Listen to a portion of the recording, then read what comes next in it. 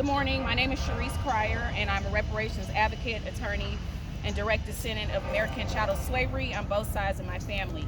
Almost 250 years ago, my ancestors were considered as 3/5 of a man, but in today's California legislative session, I'm considered less than that. None of the 4 areas of this special session that are being covered today cover our communities or address our specific issues. I'm here today to bring attention to the needs of Black Americans and the need for our legal and social protections as this special legislative session convenes. Recently in Los Angeles, LA Unified was hit with a lawsuit by a conservative legal group fueled by a prior Trump administration. The Black Student Achievement Program, also known as BSAP, was told by the Biden administration attorneys that they had to open the program to other students who are not Black, even though Black students are at the bottom of every achievement gap in LA Unified, and the program aimed to address those issues. There was no special session for those students, no emergency resolutions. Not only did the California government not intervene, but they didn't defend the BSAP program. Not LA Unified, not LA City Council, not the LA Mayor, not the LA County Board of Supervisors. Everyone folded and acted like what happened was okay. Everyone is acting like anti-Blackness and what always happens to Black people is okay. Well, it's not. LAUSD, LA City Council, and LA County Board of Supervisors can draft emergency resolutions for the immigrant and transgender communities, but they have failed to protect Black students and residents from anti-Black attacks and anti-Black legislation. We just want equal protection under the law and demand the following. Number 1, reintroduction of reparations legislation during the special section. This includes, but is not limited to, A, revival of key reparations bills, including the establishment of a reparations fund and the California African American Freedmen Agency, also known as CAFA. B, support for housing grants, property tax relief, and land reclamation, addressing unjust property takings. C, request for a $12 million allocation for CAFA and a full accounting of the existing $12 million earmarked for reparations legislation. Query, did the $12 million set aside for reparations in our state budget get dissolved back into the general fund? Is it being used to fund anti-Trump litigation? Number 2, we would like to see a distribution of the final Reparations Task Force report, calling for the printing and dissemination of the report, the final report to schools and libraries statewide to educate the public on its findings and recommendation, and finally, establish a defense fund. Proposal to create a dedicated $10 million fund to support the implementation and legal defense of the reparations report and associated bills. Thank you. All right. Good morning. Good morning. Thank you all for being here this morning. My name is Consta Jones Muhammad, and I'm the president of the National Assembly of American Slavery Descendants. I am also the vice chair of the Los Angeles Reparations Advisory Commission, and today I'm speaking as an individual. The August 31st decision by the California Legislative Black Caucus to refrain from bringing Senator Bradford's historic reparations agency bill and funding bill to the Assembly floor for a vote continued harms as detailed in California's AB 3-1 Reparations Task Force final report. When paired with the governor's veto of the land return bill, where he cited, and I quote, "The bill tasks a non-existent state agency to carry out its various provisions and requirements, making it impossible to implement," end quote. To add insult to injury, the governor by his own hand amended the agency bill where he gutted the agency and called for a 2-year Cal State University commission to define eligibility and genealogy standards that were already defined by the California Reparations Task Force report and could have easily been further defined within the standing up of an actual agency. California is home to the 5th largest population of Black people, specifically descendants of persons enslaved in the United States. The Baldwin Hills Crenshaw community in Los Angeles battles with Maryland's Prince George's County as the wealthiest black communities in the nation.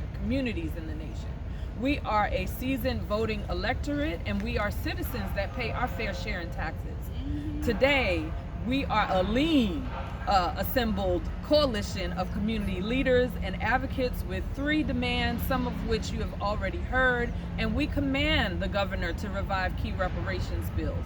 We command the establishment of the $12 million fund with full accounting of already legislated funds set aside for reparations. We command the formation of a freedmen agency, including support for housing grants, property tax relief, and land reclamation for unjust property takings. And we command a $10 million set aside. He's here to ask for $100 million to defend against Trump. We want a $10 million fund set aside for legal defense of reparations for the implementation of these bills. We also want the final recommendations from the California Task Force to be in every school, every library, every Cal State library in the state. California has been leading the nation in reparations. The advocates in this space have spent 5 years doing the impossible and worked with the legislature to bring foundational reparations policy through both the Senate and Assembly appropriations. Municipalities like Los Angeles have been taking cues from the state's leadership that have both local and federal implications.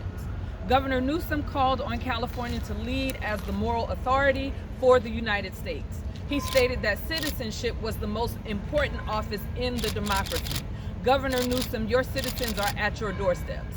We are commanding your unity in this mission with knowledge that reparations are nonpartisan and will not be exploited for political fodder by the Democrats or the Republicans. We will never roll over and intend to stand our ground. In closing, the California Black Freedom Fund and all of their grantees, we ask that you stand in solidarity with us and do not allow corporate America or the Democratic Party to use you for their bidding. We call on the entire state legislature to learn the principles of reparations so that equity bills that do not comport to the United Nations standards for reparations are not paraded around to be anything more than what they actually are, which is just bills. We will not allow civil rights that our living relatives and departed ancestors fought for to be applied to all other populations and not ours. If you are an immigrant, a First Nation person, Choctaw Freedman, Cherokee Freedman, Seminole Freedman, Creek Freedman, or Chickasaw Freedman, we call on you to stand united with us. Our population in California is dwindling. We do not have 10 more years. The time is now. And all inquiries can be sent via email to reparationscollective@gmail.com. Thank you. All right, the spirit moved. All right, yeah, I guess it did. Hello, I'm Tullis Miller. I'm not going to talk about all the reparations list. You just heard that from Sharice. They did a really good job of going through and telling what we're demanding. I'm going to take it a different approach. I'm not an activist or a politician, but just a common, concerned U.S. citizen who cares deeply about his community, California, and America. I live in California. I've lived in California all my life. I've spent 17 years as an officer in the United States Army Reserves. I spent 35 years as a CPA and partner in public accounting firms. My desire here today isn't based on my individual circumstances, but a collective want for my community and state. The reparations bills and requests that were talked about today offer a chance for healing and reconciliation, something we have yet to achieve fully. Behind the statistics are real people whose lives continue to be deeply affected by the legacy of enslavement and discrimination, of which I am one. Providing tangible support to those affected not only helps us, but also strengthens the social fabric of our communities. California has a proud history of leading difficult change in America, from environmental policies to safety standards to same-sex marriage and the like. Our state is at the forefront of social and economic reforms. We've always set the standard. It's one of the reasons why I live here and pay all these high taxes. Choosing to take up and pass the bill set forth in 2024 signals to California that we will continue to lead the way, as it always has. It will show America that we have a strong resolve and will be resilient in the face of significant opposition of racial justice. California ain't scared. That's you, Trump. And in closing, the establishment of the first state level reparations task force in 2020 and the comprehensive report released in 2023 with over 100 policy recommendations laid the groundwork. Now it is time to act now on these recommendations and continue California's foundational tradition of leading by example. Thank you. My name is Booker Cook, and I'm a EDD. I have a doctorate degree in education and master's degree in ethnic studies. And I'm not here to argue anything today. It's already been argued. It's been argued to the point of it not being debatable anymore. The reparations report of 2023 is so comprehensive and so well done that all of those people who worked on it have my highest respects. I think that they should all be given doctorate degrees in history. As a matter of fact, this reparation report should be promoted, according to point 2 here, into all universities and even as early as elementary school, because it's real history. There's nothing left out. No one is omitted. There's nothing added. I've done the research. The histories are fine. I actually teach from that now in my ethnic studies class. I want to say that, to speak briefly about the Freedmen's Bureau. The Freedmen's Bureau was actually the bureau that the group of people that Abraham Lincoln sent to the southern states after emancipation to make sure the black folks had a bootstrap to pull up, like Dr. King talked about. They had a boot. They gave them a boot. The boot was that the United States Army went in and took land and gave it to formerly enslaved people and gave them seed and taught them how to farm and gave them protection. This went on for 11 years until Abraham Lincoln was assassinated and Andrew Johnson took over, and a new agreement was made between the North and the South, and part of that agreement was to pull the Freedmen Bureau out. So I don't need to go down that road any further. We know that history, it's in the report. The point here is that the Freedmen Bureau today needs to be reestablished. The work has been done. The history's there, the proof is there. No more arguments, no more debate. Let's just walk through the door. Why would you build a house and not let anybody live in it? This is starting not to make any sense to me. It's like, it's starting to feel like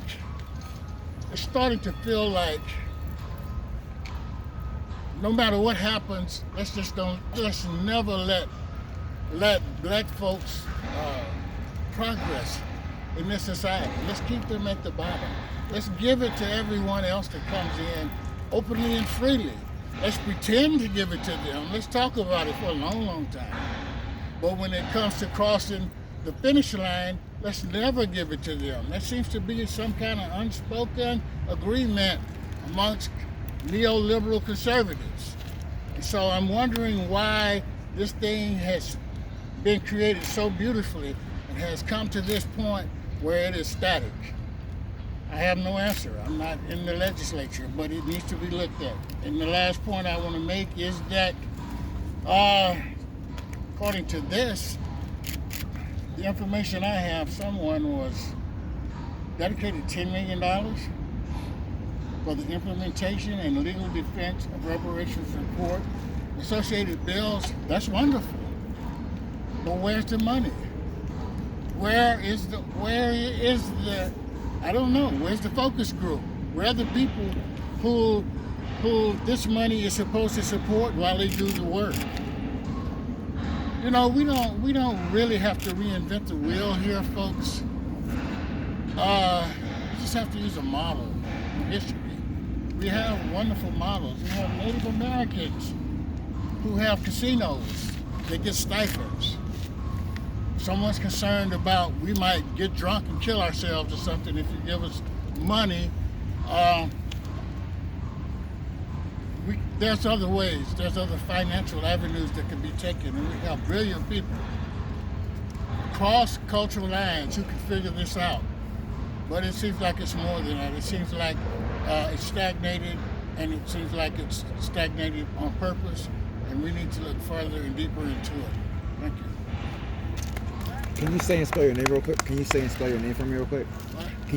Can everybody say and spell your name for me? My name is Booker Cook. My name is Booker Cook, B-O-O-K-E-R-C-O-O-K. Okay. Doctor. Doctor, yes. Next. What you said. So I am Kansa Jones Muhammad, K-H-A-N-S-A-J-O-N-E-S -M-U-H-A-M-M-A-D. People call me Friday Jones. Thank you.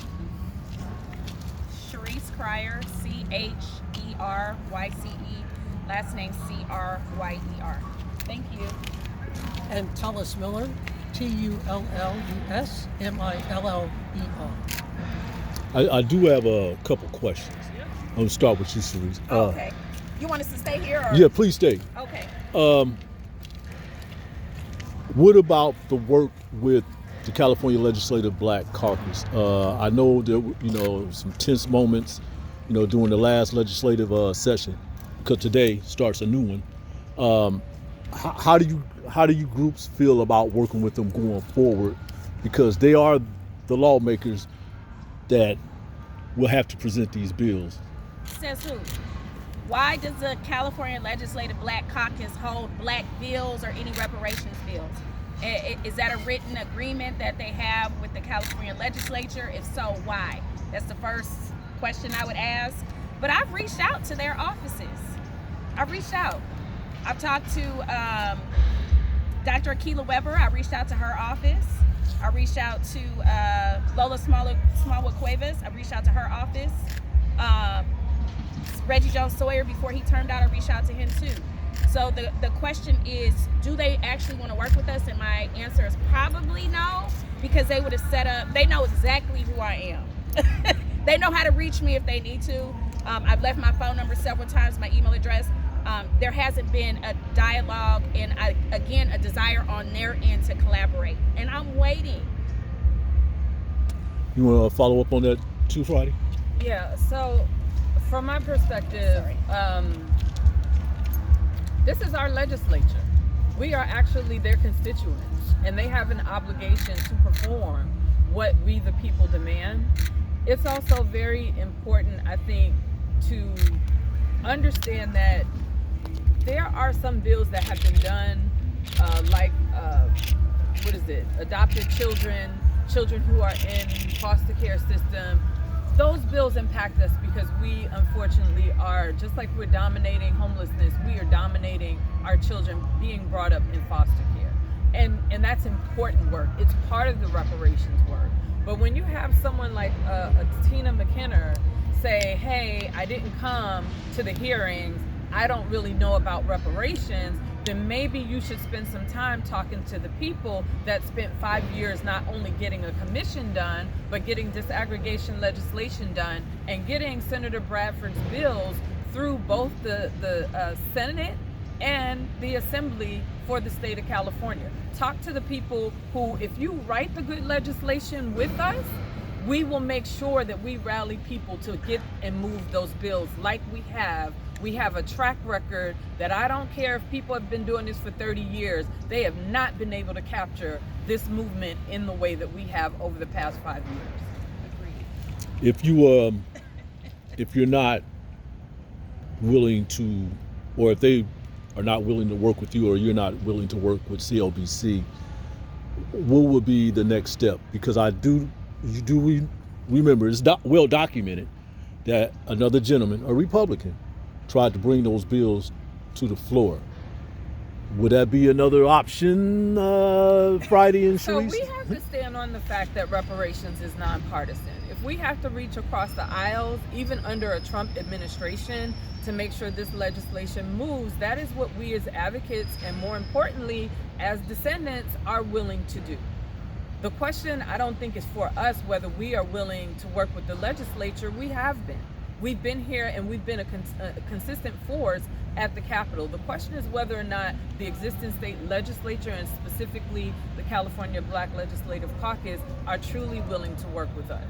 And I'm calling out my people, Isaac Bryant and Lola Smallwood Cuevas, because that's my assembly member and my state senator. Dr. Booker, how do you feel about reaching across the aisles to, make sure that these reparation bills make it to the floors?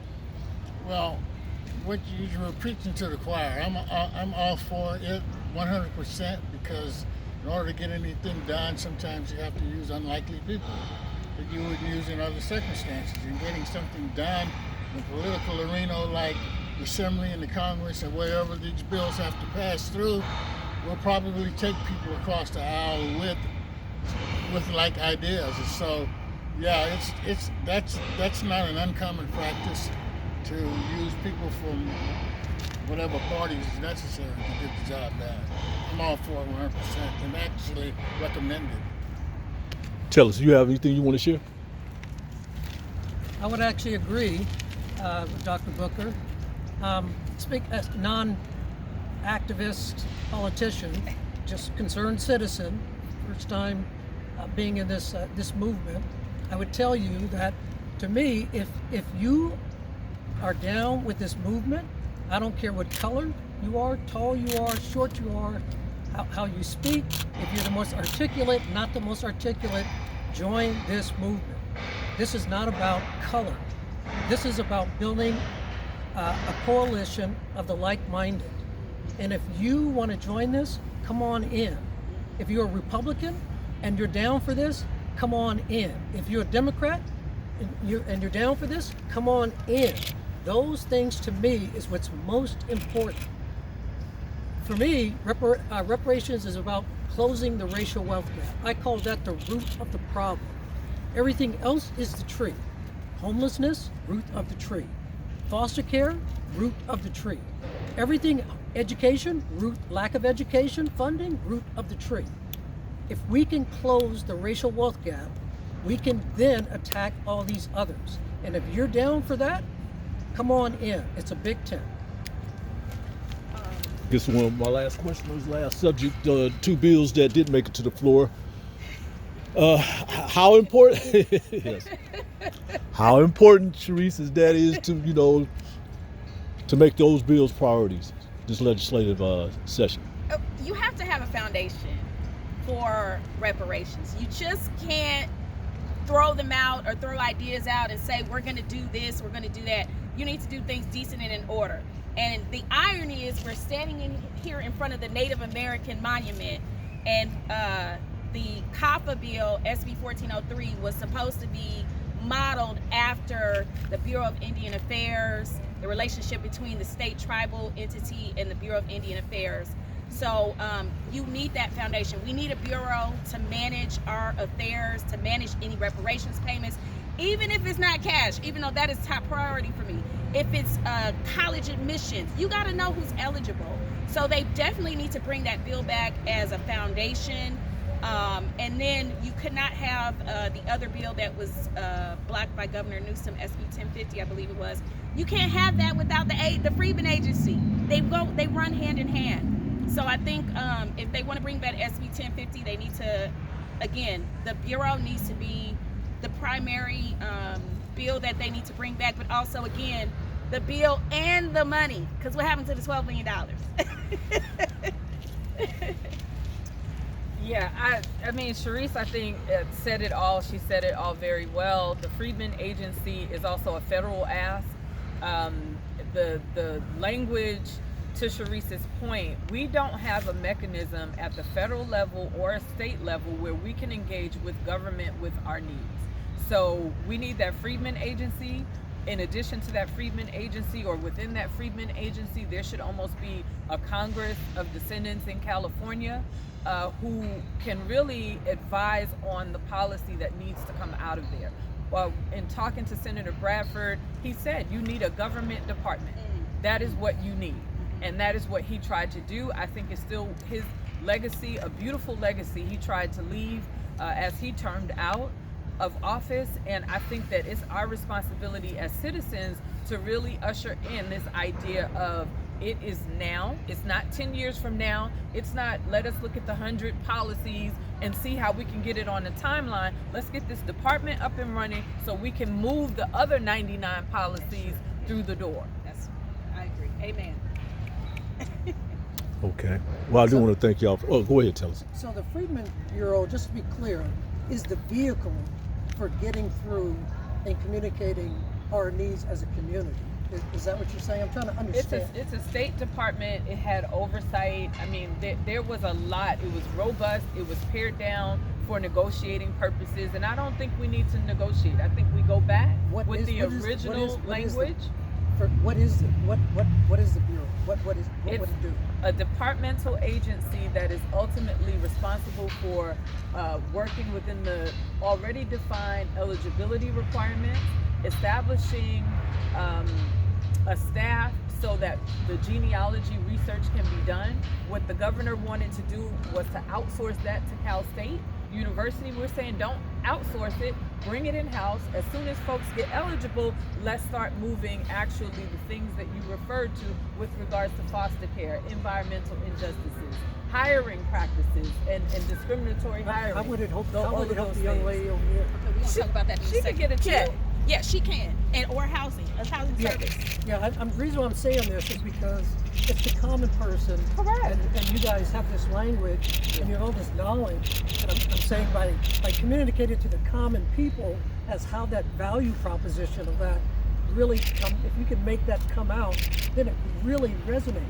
Agreed. And so The that Freedmen Bureau would increase the possibility and the probability of her getting all the help she needed. And she's Because standing that's right what here their listening to sole us. So we purpose probably is. need to ask her what can you get a picture of us on our phone? I know y'all gotta go. And I'm gonna Let me follow get you that guys. microphone real quick too, out the way we can get the I'm gonna follow you guys. Say that again. Oh, thank you. I appreciate it. too. Okay, I'm going to turn this off, and I want to thank y'all. I appreciate it.